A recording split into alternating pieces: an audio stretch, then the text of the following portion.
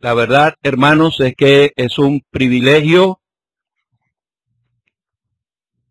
prestar nuestras manos, nuestro tiempo, nuestro esfuerzo para trabajar para el Señor. Él es digno de nuestro servicio. Sin duda que Ruth procuró hacerlo de la mejor manera posible. Vamos a leer otra vez en el libro de Isaías.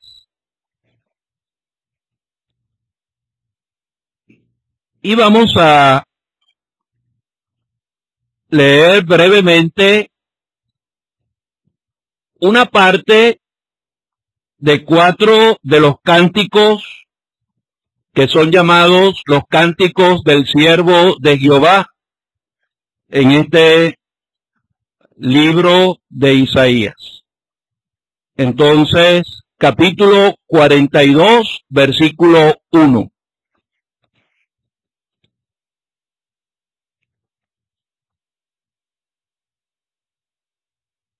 He aquí mi siervo,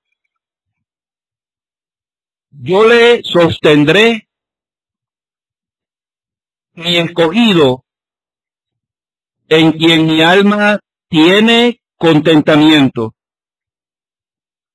He puesto sobre él mi espíritu. Él traerá justicia a las naciones. Y el cántico continúa hasta el versículo 9. Pasemos ahora al capítulo 49.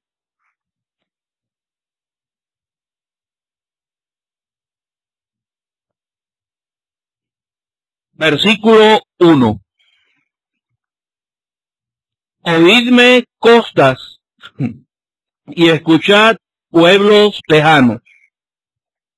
Jehová me llamó desde el vientre, desde las entrañas de mi madre, tuvo mi nombre en memoria, y puso mi boca como espada aguda, me cubrió con la sombra de sus manos, y me puso por saeta bruñida, me guardó en su aljaba, y me dijo, mi siervo eres, oh Israel, porque en ti me gloriaré. Versículo 6. Dice, poco es para mí que tú seas mi siervo, para levantar las tribus de Jacob, y para que restaures el remanente de Israel. También te di por luz de las naciones, para que seas mi salvación hasta los postreros de la tierra. Capítulo 50, versículo 4.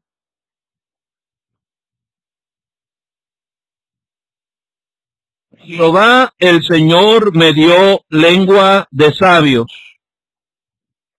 para saber hablar palabras al cansado. Despertará mañana tras mañana, despertará mi oído para que oiga como los sabios. Jehová el Señor me abrió el oído, y no fui rebelde, ni me volví atrás. Y el cántico continúa hasta el versículo 11. Ahora capítulo 52.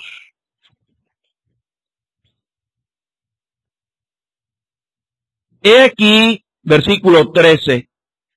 He aquí que mi siervo será prosperado, será engrandecido y exaltado, y será puesto muy en alto.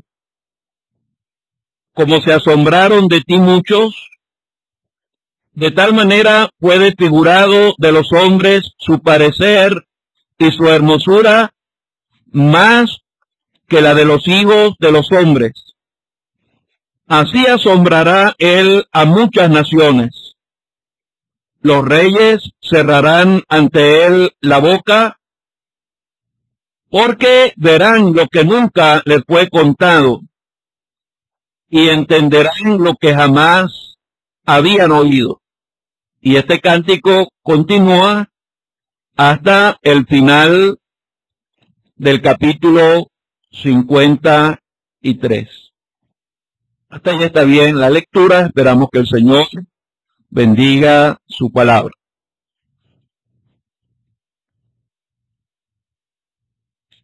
El libro de Isaías nos presenta al Señor Jesucristo de una manera hermosa. Es en este libro donde leemos que él nacería de una virgen. Es en este libro donde leemos que su nacimiento tuvo una peculiaridad, porque en el capítulo 9 se dice: niño nos es nacido, hijo nos es dado. Y esas dos expresiones tienen una lección de una tremenda importancia para considerar la naturaleza de aquel bebé que nació en Belén. Era un niño. Se había formado en el vientre de María. Pasó por las etapas por las que pasa cualquier ser humano que se desarrolla en el vientre de su madre. Un día fueron 2 células, al otro día fueron 8 células. Una vida se fue formando en el vientre de María. Una parte de aquel desarrollo donde era solo un embrión y luego un feto, hasta que llegó el momento de salir del vientre de María. Un ser humano, un niño que estaba naciendo. Pero Isaías agrega: hijo nos es dado. Y esas palabras indican que antes de que aquel niño naciera, ya él era un hijo, el hijo de Dios. De tal manera que aquel niño que entró en el mundo naciendo fuera del mesón era hombre, pero también Dios.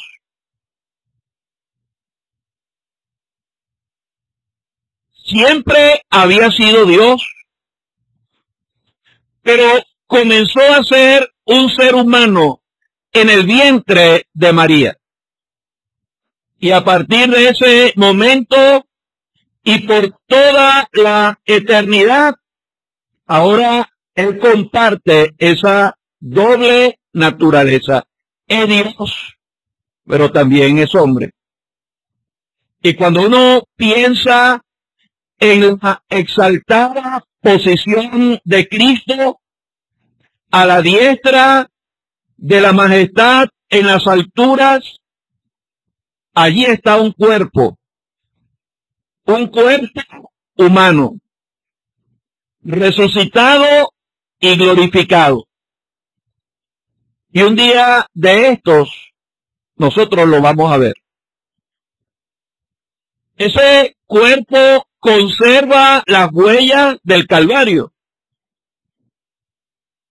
Sus manos y su costado nos van a recordar para siempre cuánto le costamos a él. Entonces, este libro de Isaías nos presenta de una manera hermosa al Señor Jesucristo. En este libro, por algunos momentos, Isaías cambia el estilo de la escritura. Y hay 7 cánticos en este libro de Isaías. Uno no lo aprecia en nuestras Biblias, en el castellano, pero los que han estudiado la Biblia y que conocen los idiomas originales, se dan cuenta que de repente Isaías comienza a escribir en algunas partes de este libro como que si estuviera escribiendo una canción. Hay una métrica, una forma poética como él escribe en algunos lugares de este libro.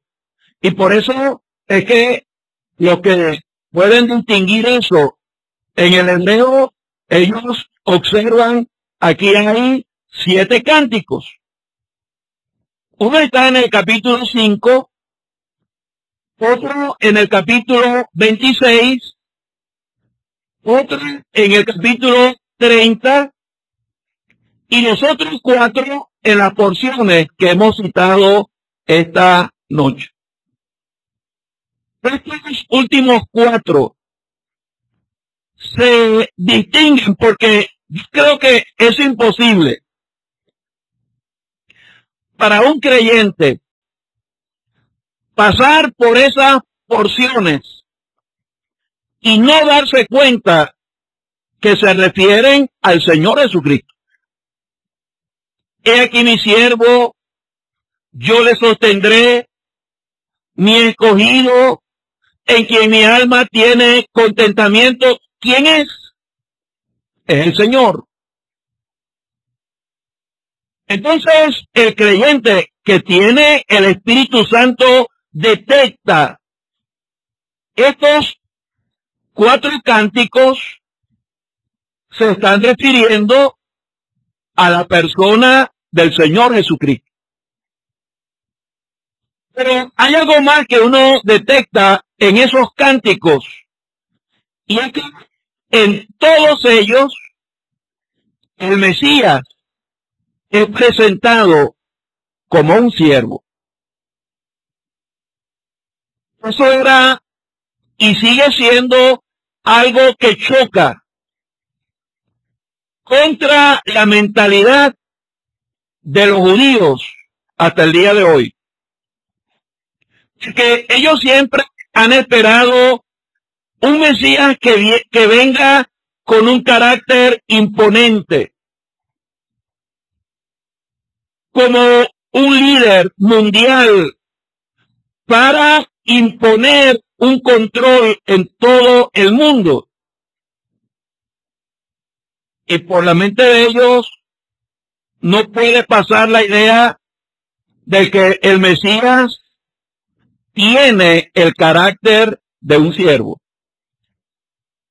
¿Qué no es leer con detenimiento estos 4 cánticos que presentan al Mesías, que presentan al Cristo como el siervo de Dios? ¿Qué puede encontrar uno cuando va leyendo estos cánticos? Bueno, algunas características del siervo. Una de esas características es la calificación de ese siervo. En este libro de Isaías, el Señor hace mención a varias personas diciendo mi siervo, Isaías, mi siervo, Eliaquín, mi siervo. Pero cuando se hace referencia en el capítulo 42, es aquí mi siervo, eso califica a este siervo como un siervo diferente, sin igual, incomparable. Dios se complace en presentarlo. Y estas palabras son palabras que tratan de captar nuestra atención. Es aquí mi siervo.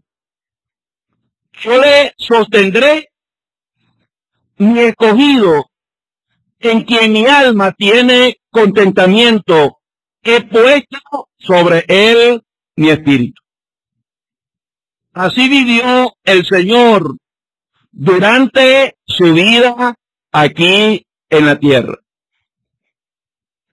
Constantemente dependiendo de la dirección del Padre. No hizo nada y no habló nada que no fuera lo que el Padre le había indicado. ¿Cuál fue el resultado de aquella vida? Que se oyera un testimonio desde el cielo. Este es mi Hijo amado, en quien mi alma tiene contentamiento. Moisés, David, Abraham y otros más en las Escrituras también son presentados como siervos de Dios, pero ninguno como él. El verdadero y único siervo de Jehová. Otra característica que uno ve cuando va leyendo estos 4 cánticos es el carácter de ese siervo. ¿Cómo era su personalidad? ¿Cuál era su conducta? ¿Cuáles eran los rasgos que distinguían su vida? Bueno, en uno de esos cánticos, en el mismo 42, se dice, no va a gritar, ni va a alzar su voz. Eso da, ¿cuándo es que uno grita? Yo creo que uno grita, el grito aquí creo que se refiere a los gritos en las calles, cuando uno está desaforado o queriendo llamar la atención. Pero el Señor vivió sus primeros 30 años en Nazaret. Y su vida, en cierta forma, pasó desapercibida. Tan desapercibida que cuando él comienza su ministerio terrenal, la gente se asombró de que era el carpintero, el hijo del carpintero de Nazaret, el que estaba haciendo todo eso, porque hasta ese momento él había llevado, para usar un lenguaje quizá más actual, un perfil bajo. Él no andaba presentándose a todo el mundo con las credenciales que él tenía. Él no necesitó gritar eso, ni alzar su voz en las calles. Y yo creo que literalmente el Señor no gritó. Él no alzó su voz. Me da la impresión de que la forma como el Señor hablaba era una forma pausada. Una cosa es elevar el tono de la voz y otra cosa es gritar. Allí en el capítulo 53 se dice que Él llevó nuestras enfermedades y sufrió nuestros dolores.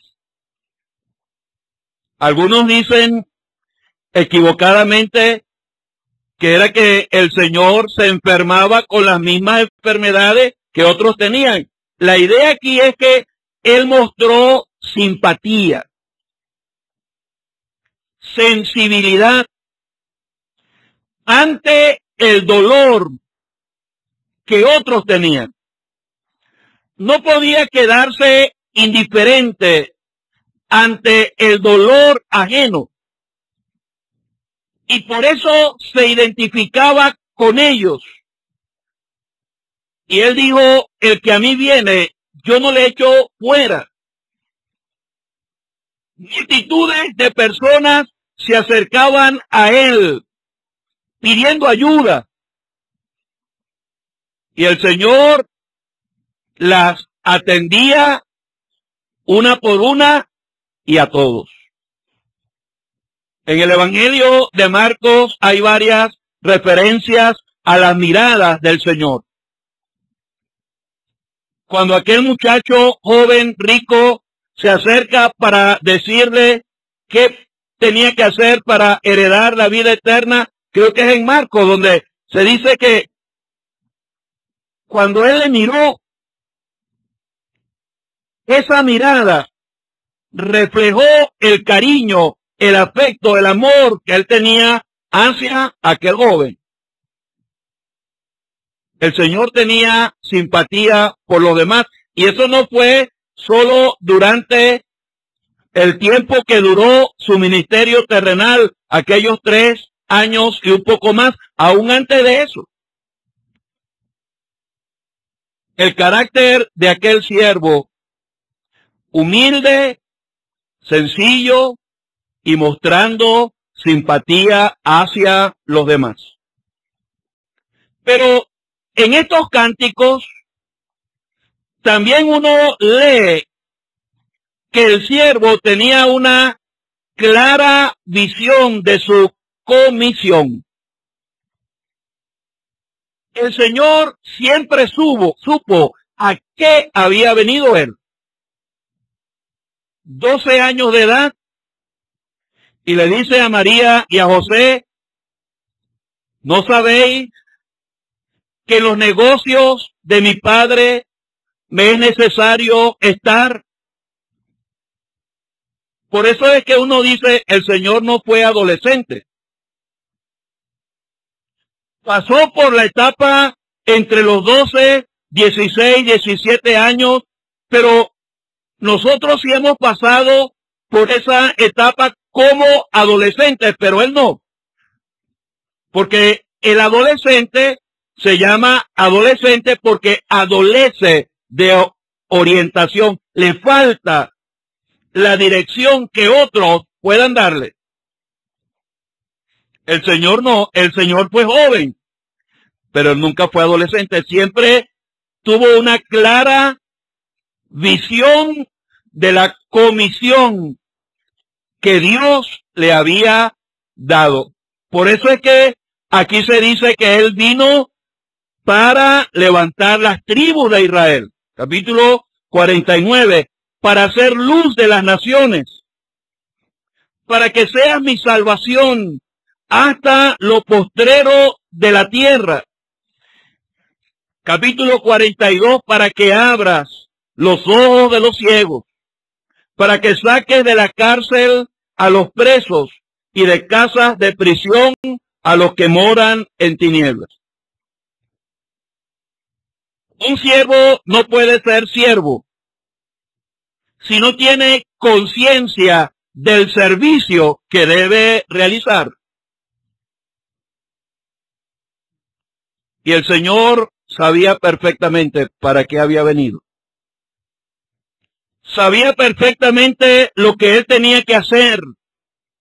Y en estos cánticos uno aprende que este siervo estaba consciente de que iba a morir por nuestros pecados. Capítulo 52. Todos nosotros nos descarriamos como ovejas. Cada cual se apartó por su camino, mas Jehová cargó en él, el siervo, el pecado de todos nosotros. Y él sabía que iba a llegar un momento en su vida cuando el pecado de todos nosotros iba a ser puesto sobre él.